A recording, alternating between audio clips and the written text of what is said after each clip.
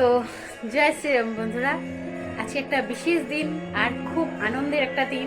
আজকে হচ্ছে 22শে জানুয়ারি 2024। তো আজকে সত্যি এত বড় একটা আনন্দের দিন, কি বলবো। মানে আমি সকাল থেকে এতটা খুশি আর এতটা ব্যস্তর মধ্যে যে ব্লগ স্টার্ট করবো বা তোমাদের সাথে কথা শুরু করব, আমি একটুকু সময় পাই না। মানে সেই সকাল 7টায় উঠেছি, কিন্তু তারপর থেকেই ব্যস্ত। তো আবারও বলছি বন্ধুরা, জয় শ্রীরাম। আজকে এটা দিয়ে ব্লগটা স্টার্ট করছি। যেহেতু আজকে আমাদের রাম মন্দির উদ্বোধন, তাই প্রতিটি মানে দেশের প্রতিটি লোক, সনাতন ধর্মের লোক সবাই খুব খুশি আর কি, খুব খুশি, খুব আনন্দিত। এতদিন পরে আমাদের ঘরের ছেলে বলতে পারো ঘরে ফিরে আসছে, তার সব মহিমায়, সব পরিচয়ে।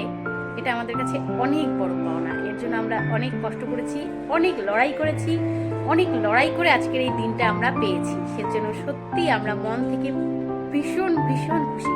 আর এতটাই খুশি যে চোখ দিয়ে জল বেরিয়ে আসছে কথাগুলো বলতে বলতে। যাই হোক, আমাদের গ্রাম এই আলিপুরদুয়ার ডিস্ট্রিক্টের একটা গ্রাম।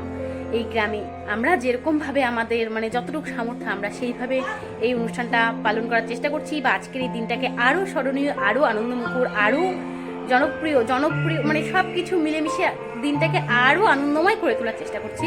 তো সেটাই কিছু কিছু মুহূর্ত তোমাদের সাথে শেয়ার করব। সবটা আমি পারবো না, আমি জানি। তো চলো, সেটাই তোমাদের সাথে আজকে শেয়ার করি। আজকের ব্লগটা শুধু এটুকুই পাবে তোমরা। তো চলো, দেখতে থাকো।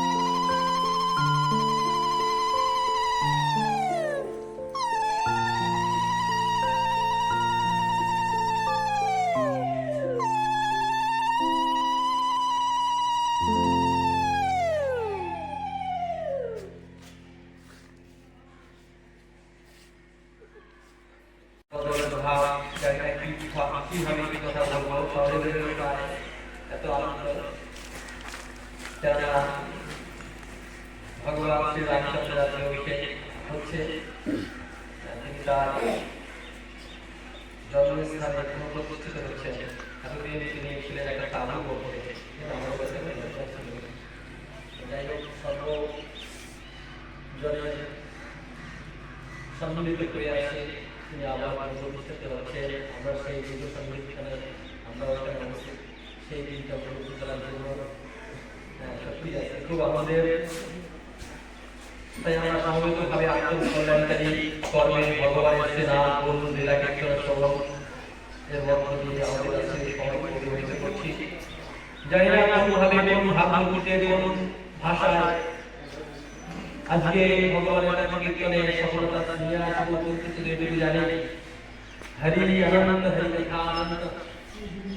আমরা যেভাবে হোক সকলে সমবেত ভাবে তার কীর্তনে মুখরিত হয়ে থাকি, সবাই থাকি, তার নিশ্চয়ই আমাদের কৃপা করবেন।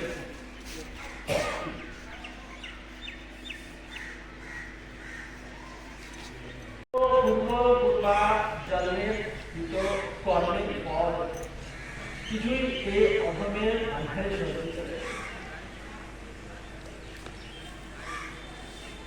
আপনাদের সকলের কৃপা আশীর্বাদ সাফল্য পাওয়া নিত্য মন ব্যাকুল এবং ভগবানের লীলাধাম, ভগবানের মন্দির আরতি দর্শনে সদা উৎসুক, তত্ত্ব বাঞ্ছিত জাতকের হৃদয়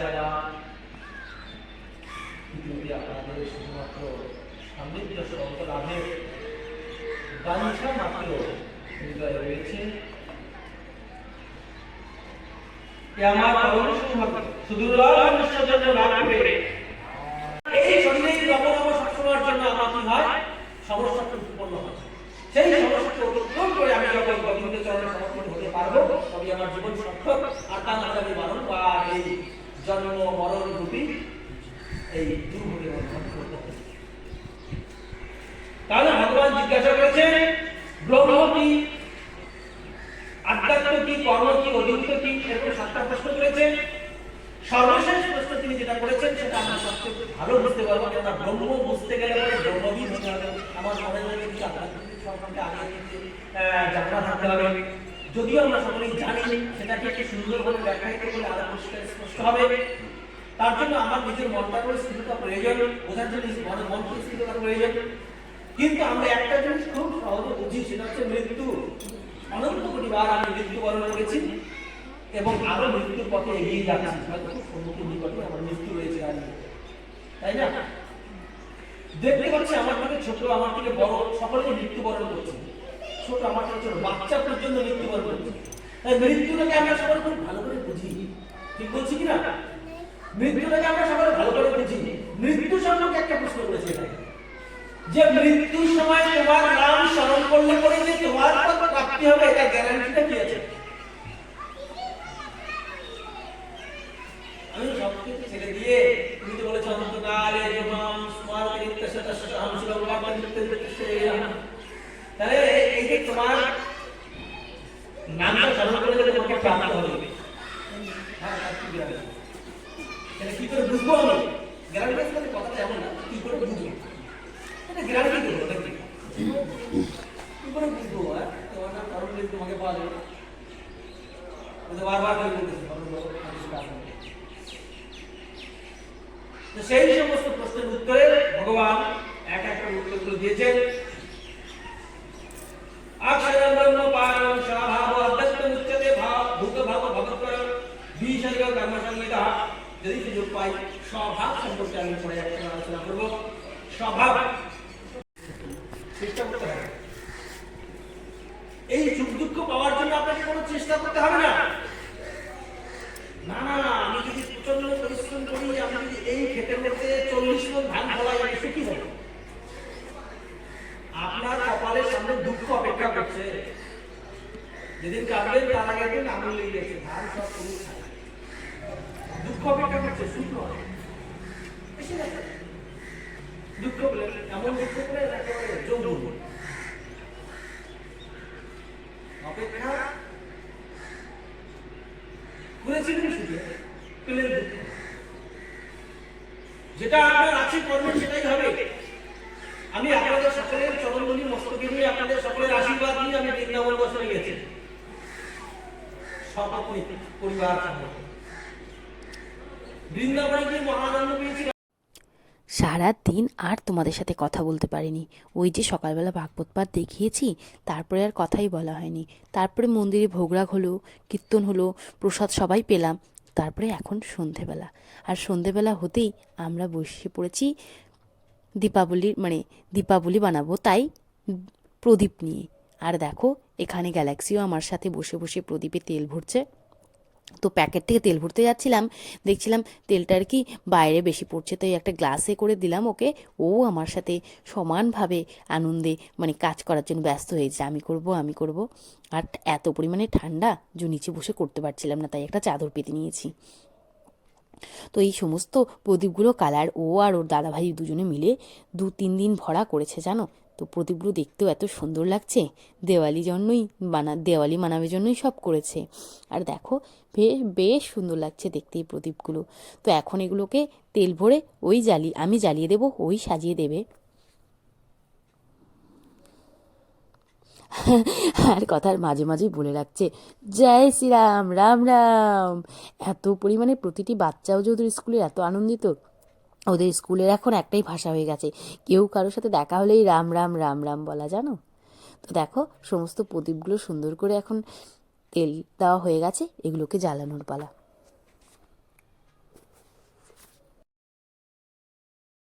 প্রতিটি বাড়ি, প্রতিটি পাড়া, প্রতিটি শহর, প্রতিটি এলাকা আজ সেজে উঠেছে নতুন সাজে। আর অযোধ্যা নগরীর কথা কী বলবো, সে তো এক অপরূপ সৌন্দর্যে সেজে উঠেছে। সমস্ত দিক থেকে আজকের দিনটা যেন চিরস্মরণীয় হয়ে থাকবে আমাদের কাছে। তবে হবে নাই বা কেন বলো? কত দিন পরে, কত কষ্টের পরে, কত মায়ের কোল খালি হয়ে যাবার পরে আজকের এই দিনটি আমরা পেয়েছি। কত ধৈর্য ধরে, কত মনকে সান্ত্বনা দিয়ে আজকের এই দিনটি আমাদের কাছে এসেছে। তো প্রতিটি ঘরে কেন আলো জ্বলবে না বলো? তো আমরাও আজকের এই আনন্দের ভাগিদার হচ্ছি, আমরা আমাদের মতো করে হচ্ছি।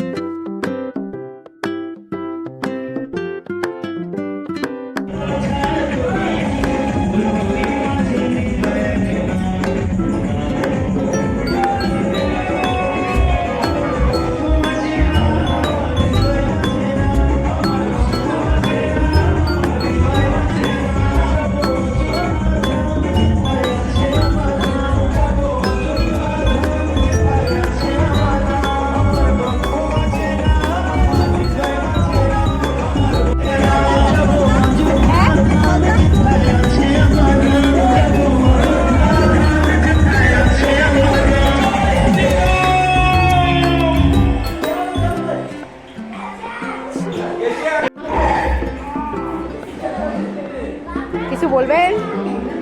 জয় শ্রীরাম, আরেকবার জয় শ্রীরাম। তো একদম গ্রামের ভিতরে আমাদের বাড়ি, তোমরা জানোই। চারিদিক অন্ধকার, তার মাঝখানে যখন প্রদীপ জ্বলে উঠছে এত সুন্দর লাগছে কি বলবো। দেখো, এখানে সকালবেলা তো ভাগবত পাঠ হয়েছিল, আর সন্ধ্যাবেলা এই মন্দিরেই এখন সবাই মিলে প্রদীপ জ্বালানি কাজে সবাই ব্যস্ত। প্রতিটি গ্রামের প্রায় প্রতিটি ঘর থেকে একজন একজন আসছে, প্রদীপ জ্বালাচ্ছে। কি ছোট কি বড়, সবাই এক আনন্দে মেতে উঠেছে। সবার মনের ভিতর দিয়ে যেন আনন্দের জোয়ার বয়ে চলেছে। তো কি ছেলে কি মেয়ে সবাই এখানে এসেছে। আর প্রায় প্রতিটি, আমি লক্ষ্য করলাম প্রতিটি ঘর থেকেই একজন একজন কেউ আসছে, কেউ ফল দিয়ে যাচ্ছে, কেউ বাতাসা দিয়ে যাচ্ছে, কেউ তেল দিয়ে যাচ্ছে। সবাই মিলে সবার সহযোগিতায় আজকের এই অনুষ্ঠানটি সম্পন্ন হতে চলেছে। এত সুন্দর করে সবাই মিলে কাজ করছে, দেখেও ভীষণ ভালো লাগছে। মনে হয় যেন রাম আমাদের অন্তরে বাস করে, একদম মনের মণিকোঠায় রাম বাস করে এমন মনে হচ্ছে। তো চলো, এখানে আমিও হাতে হাত লাগিয়েছি, তো এভাবেই কাজ করছি সবার সাথে একসাথে মিশে।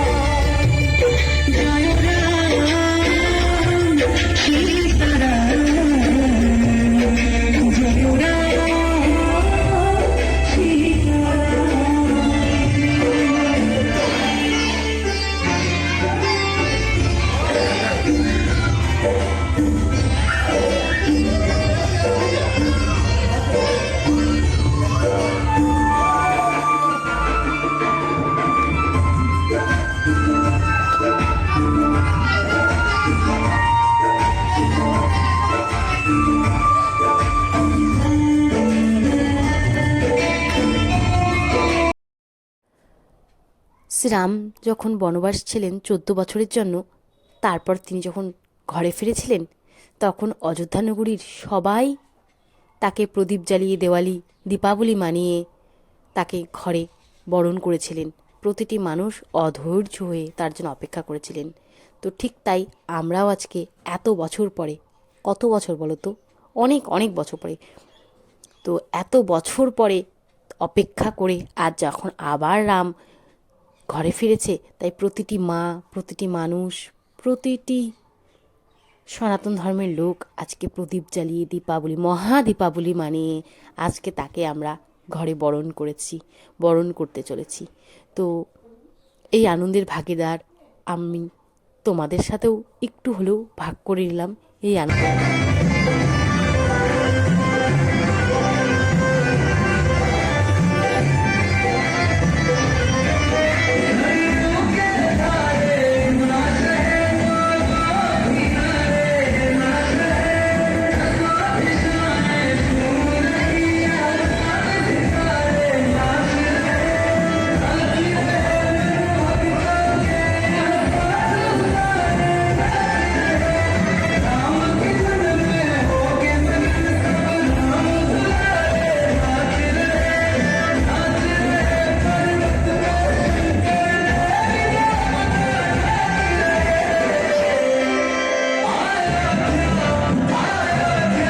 আজকের ব্লগটা এখানেই শেষ করছি। আশা করছি তোমাদের ব্লগটা ভালো লেগেছে। তো আমার তো আজকের দিনটা খুব খুব সুন্দর কাটলো। আশা করছি তোমাদেরও দিনগুলো সবার খুব ভালো কাটুক। আর শেষে এই কথা বলেই শেষ করছি, জয় শ্রীরাম। তো আজকের ব্লগটা এখানেই শেষ করছি। দেখা হচ্ছে নতুন আরেকটা ব্লগে। ততক্ষণ